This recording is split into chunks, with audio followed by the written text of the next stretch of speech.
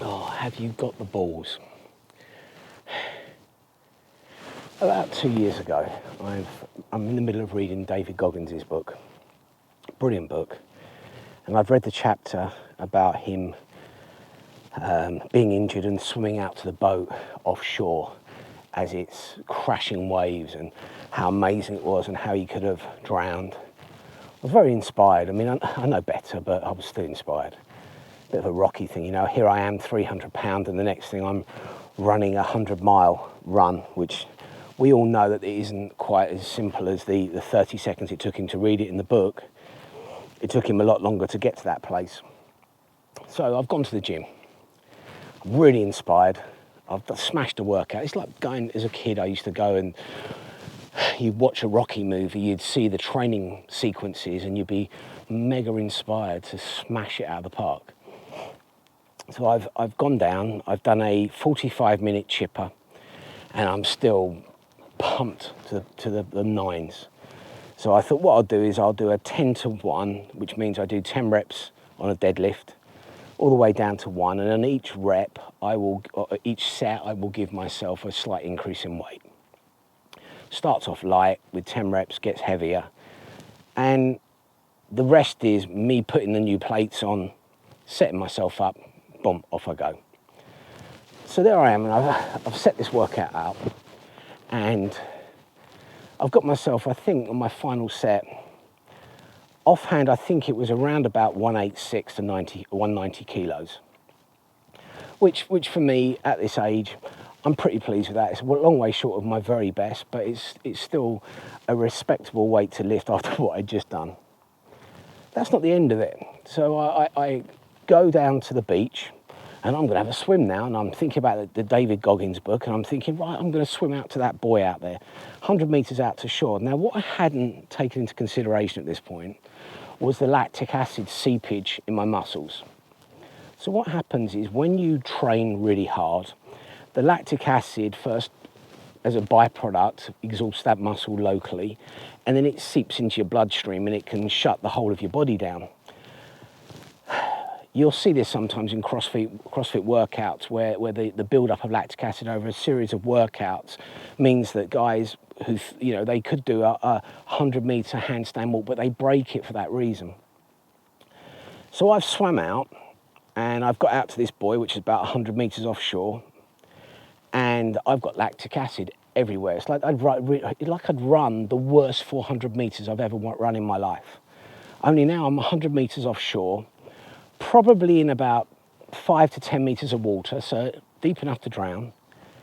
And I look round, and that 100 meters from when you're out there is a lot further. It feels a lot further. And I just was, oh no, this is not good. I'm in a really bad place here. Luckily, there's a paddle boarder that I managed to swim across to, take 5 minutes rest on his board, and then swim back to shore. And swimming back took me less than 2 minutes, 1.5 minutes. The point was that in being ballsy, I almost drowned, for the want of a better word, because I hadn't taken into consideration the other factors that I'd completed that morning.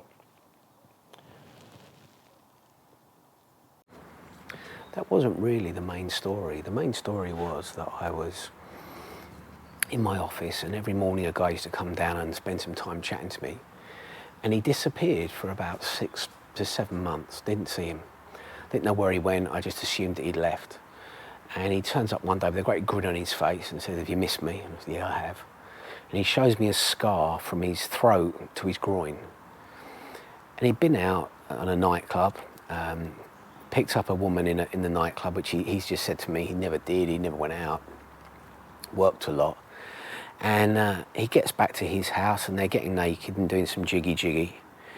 And she reaches down and she cops a feel, and she says to him, "You've got a lump there." Turns out she was a doctor, and he went to the A&E that night because she said, "This isn't a hang about thing, you need to go to a doctor right now."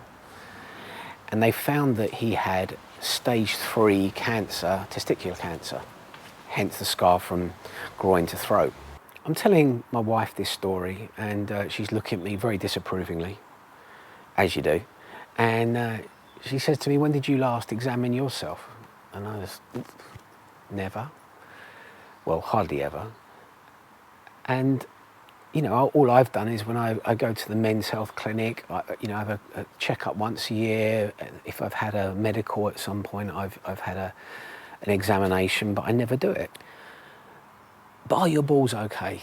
Let's not be embarrassed about it. Let's check it out. It's very recoverable if you find it early enough. It was really interesting because cervical cancer was 98% preventable. 98%. So you wonder why any women die, and is that the fault of the nurses? Have the nurses made it such a horrible experience for young girls or women that they don't want to go, and because they don't want to go, it doesn't get picked up early enough? Bedside manner. I went through a lot of NHS sessions while I was recovering from my knees, and the sessions weren't good. You know, you come across someone good in the NHS, it's few and far between. And that's a problem if it's costing people's lives. So if you've got balls, check them out, look it up online, find out how to do it, and it may save your life. But there's more than one way to be ballsy. Catch you in the next one.